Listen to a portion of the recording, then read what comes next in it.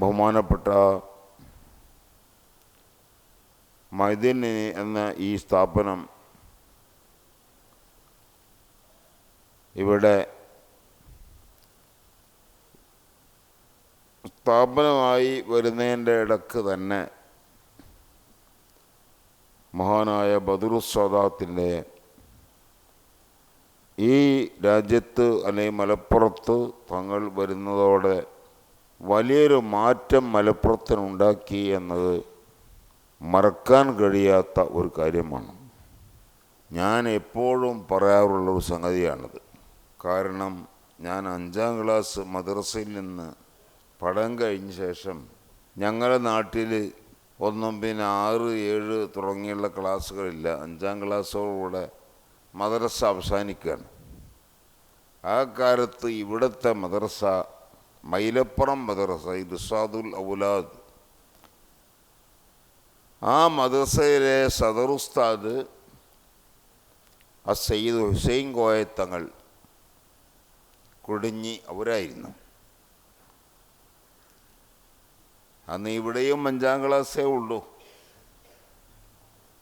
പുറത്തും പൊതുപരീക്ഷയ്ക്ക് വേണ്ടി സൂപ്പർവൈസറായി വന്നത് പൊന്മള വന്നത് ബഹുമാനപ്പെട്ട സയ്യിദ് ഹുസൈൻ കോയ തങ്ങൾ അവറുകളായിരുന്നു. അപ്പോൾ ഞങ്ങൾ മദ്രസയിൽ പൊതുപരീക്ഷയ്ക്ക് നടത്തി. കുറച്ച് കുട്ടികൾ മദ്രസ വിട്ടാൽ പിന്നെ സ്കൂൾ പോകാതെ ഉള്ള കുട്ടികളുണ്ട്. ആ കുട്ടികളെ രക്ഷിതാക്കളൊക്കെ വിളിച്ചു. രക്ഷിതാക്കളെ പറഞ്ഞ് ബോധ്യപ്പെടുത്തി, കുട്ടികൾ പഠിക്കുന്ന കാലമാണ്, അവർ സ്കൂൾ പോകുന്നില്ല. കുറച്ച് കുട്ടികൾ അവരെ വെറുതെ വിട്ടാൽ, അവർ മദ്രസ വിട്ടാൽ പിന്നെ നീണ്ട സമയം ഒഴിവാ. 10 മണി കഴിഞ്ഞ് പിന്നെ വൈകുന്നേരം വരെ ഒഴിവല്ലേ, രാത്രിയും ഒഴിവാപ്പോൾ. ഇങ്ങനെയായാൽ കുട്ടികൾ കേടുവന്നു പോകാൻ എളുപ്പമുണ്ട്. അതുകൊണ്ട് ഈ കുട്ടികളെങ്കിലും ഇവിടുത്തെ 5ാം ക്ലാസ് പരീക്ഷ കഴിഞ്ഞ് മൈലപ്പുറത്ത് 6ാം ക്ലാസ് തുടങ്ങുന്നുണ്ട്, 6ലേക്ക് നിങ്ങൾ വിട്ടു തന്നാൽ വളരെ നന്നായി. ഞങ്ങൾക്ക് നന്നായി, അതിനേക്കാൾ വലിയ നന്നാവൽ നിങ്ങൾക്കാണ്. അല്ലെങ്കിൽ ആ കുട്ടികൾ ഏതൊക്കെ വഴിക്ക് തിരിഞ്ഞു പോകും എന്ന് ബോധ്യപ്പെടുത്തിയപ്പോൾ 9 കുട്ടികൾ എന്നാൽ പിന്നെ 6ൽ ചേരാമെന്ന് വെച്ചു. അങ്ങനെ 6ലും 6 കഴിഞ്ഞപ്പോൾ അവിടെ തന്നെ 7ാം ക്ലാസ് തുടങ്ങുകയാണ്. 7ലും 2 കൊല്ലം ഇവിടെ മദ്രസയിൽ വന്നു പഠിച്ചു. മദ്രസ പഠനം കഴിഞ്ഞപ്പോൾ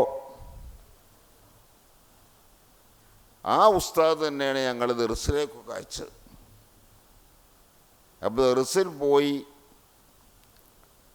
കുറച്ചെന്നേയും പഠിക്കാനൊക്കെ ഉള്ള ഒരു ഭാഗ്യം ലഭിച്ചത് ആ ഉസ്താദിൻ്റെ പ്രവർത്തനം ഒന്ന് മാത്രമാണ്.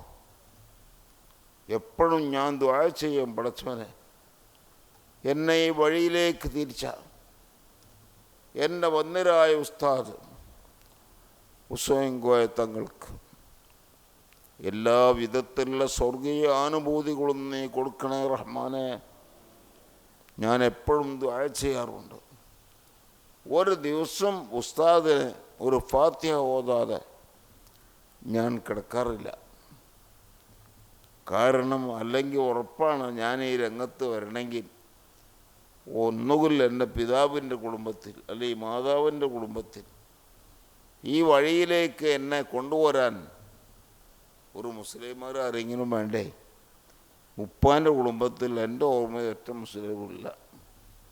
ഉമ്മാൻ്റെ കുടുംബത്തിൽ മുസ്ലിം ഉണ്ടായിരുന്നു എന്ന് പറയുന്നത് കേട്ടിട്ടുണ്ട്, ഞാൻ കണ്ടിട്ടില്ല. ഞാൻ ജനിക്കണേ മുമ്പ് ഒരു ഫത്തായി. അപ്പോൾ നമ്മളെ ഈ വഴിക്കൊക്കെ കൊടുന്ന് ബഹുമാനപ്പെട്ട തങ്ങളാണ്. അപ്പം അക്കാലത്ത് ഞാൻ ഇവിടെ കുറച്ച് കാലം തങ്ങൾ പറഞ്ഞു, എന്നും പൊലിമണിന്ന് രാവിലെ ഇങ്ങോട്ട് നടക്കും, 10 മണിക്ക് മദ്രസ വിട്ടാൽ പൊലിമണിലേക്ക് അങ്ങോട്ടും നടക്കും. പോലീസിന് 2 നടത്തം വേണം, അങ്ങോട്ടും ഇങ്ങോട്ടും. അപ്പം നിങ്ങൾ നടത്തം ഒഴിവാക്കാൻ ഇവിടെ ഓതുക, ഭക്ഷണമൊക്കെ ഇവിടെ തന്നെ സൗകര്യം ചെയ്യുക എന്ന് പറഞ്ഞ് ആ കാലത്ത് കുറച്ചു കാലം നാട്ടിൽ പോകാതെ ഇവിടെ തന്നെ ഓതിയിരുന്നു. അന്ന് നമ്മൾ മനസ്സിലാക്കിയത് സുന്നത്ത് ജമാഅത്ത് പറയാൻ ഞാൻ ആ പറഞ്ഞ കാലത്ത് ആരുമില്ലാത്തൊരവസ്ഥയായി ഇവിടെ. മൈലപ്പുറം പള്ളിയിൽ ഒരു ചെറിയ ദിവസമുണ്ട് എന്ന് വെച്ചാൽ വേറെ ഒന്നുമില്ല. ഇവിടെ വലിയ സ്കൂൾ നടക്കുന്നു, ഹൈസ്കൂൾ. ആ സ്കൂളിൻ്റെ നേതൃത്വം കൊടുക്കുന്ന മാന്യ വ്യക്തികളും ഉയർന്ന ആളുകളൊക്കെ പഴയ രീതിയോട് യോജിപ്പുള്ളവരല്ല, പുതിയ ഒരു രീതിയിലേക്കാണ് അവരുടെയൊക്കെ കാൽവെപ്പ്. അതുകൊണ്ട് ജമാഅത്ത് ഇസ്ലാമി, മുജാഹിദ് തുടങ്ങിയ കക്ഷികൾ ഉയരുന്നു എന്നല്ലാതെ സുന്നത്ത് ജമാഅത്തിൻ്റെ ഒരു ശബ്ദം പോലും അന്ന് അവിടെ കേൾക്കാൻ നിർത്തിയില്ല. ഇതിന് മുമ്പുണ്ടായിരുന്നു എന്നൊക്കെ എൻ്റെ ഉപ്പാരും ഒക്കെ പറയുന്നത് കേട്ടത് ഒഴിച്ചാൽ നമ്മുടെ അനുഭവത്തിൽ യാതൊന്നുമില്ല. അന്നിങ്ങനെ തോന്നും ഈ ഒരവസ്ഥ മലപ്പുറത്ത് വന്നാൽ പിന്നെ എന്തായി മലപ്പുറത്തിൻ്റെയും പരിസരത്തിനൊക്കെ സ്ഥിതി. അങ്ങനെ ഇരിക്കുമ്പോഴാണ് ബഹുമാനപ്പെട്ട ബദറുസ്സാദാത്ത് തങ്ങൾ പാപ്പാൻ്റെ സാന്നിധ്യം വലിയൊരു മാറ്റം ഉണ്ടായി എന്നതിൽ സംശയമില്ല, ആർക്കും സംശയിക്കാൻ വഴിയുമില്ല. സുന്നത്ത് ജമാഅത്തിനൊരു ശബ്ദം പോലും കേൾക്കാത്ത സ്ഥലത്ത് സമ്പൂർണമായി ബിദ്അത്തുകാർ കൈയടക്കി എന്ന് പറഞ്ഞാൽ തെറ്റാവില്ല. അങ്ങനെ ആയിരുന്നു. ഒരു സുന്നത്ത് ജമാഅത്തിൻ്റെ ഒരു സമ്മേളനമോ പോട്ട് അങ്ങനത്തെ ഒരു പ്രസംഗമോ ഒന്നുമില്ലാത്ത ഒരു സ്ഥലത്ത് ബഹുമാനപ്പെട്ട തങ്ങളുടെ സാന്നിധ്യം മുതൽ വലിയ മാറ്റം എന്ന് പറഞ്ഞാൽ ചെറിയ മാറ്റമൊന്നുമല്ല. മാസത്തിൽ ഒരു പ്രാവശ്യം നടക്കുന്ന സലാത്ത് തന്നെ, അത് മാസം സലാത്ത് എന്ന് പറഞ്ഞാൽ സുന്നത്ത് ജമാഅത്തിൻ്റെ ഒരു വലിയ സമ്മേളനമായി മാറി. അത് വന്നപ്പോൾ അൽഹംദുലില്ലാ നമ്മളെപ്പോലത്തെ ആളുകൾക്കൊക്കെ വലിയ സന്തോഷമായി. ആലിമീങ്ങളൊക്കെ വരാൻ തുടങ്ങി. വലിയ മഹാന്മാരൊക്കെ ഇവിടെ വരുന്നു. പ്രത്യേകിച്ച് ഇപ്പം നമ്മൾ കൂടിയതുപോലെ റമളാനിൽ നടക്കാൻ പോകുന്ന 27 രാവിലെ പരിപാടി, അതിൻ്റെ സ്വാഗത സംഘ രൂപീകരണമുള്ള ഇന്ന്. അന്ന് ആ പരിപാടിയൊക്കെ വരുമ്പോൾ എത്രയാണ് അതിൻ്റെ വലുപ്പം. അത് നമുക്ക് മലപ്പുറത്ത് മാത്രമല്ല കേരളത്തിൽ തന്നെ വലിയൊരു സമ്മേളനങ്ങളായി മാറി.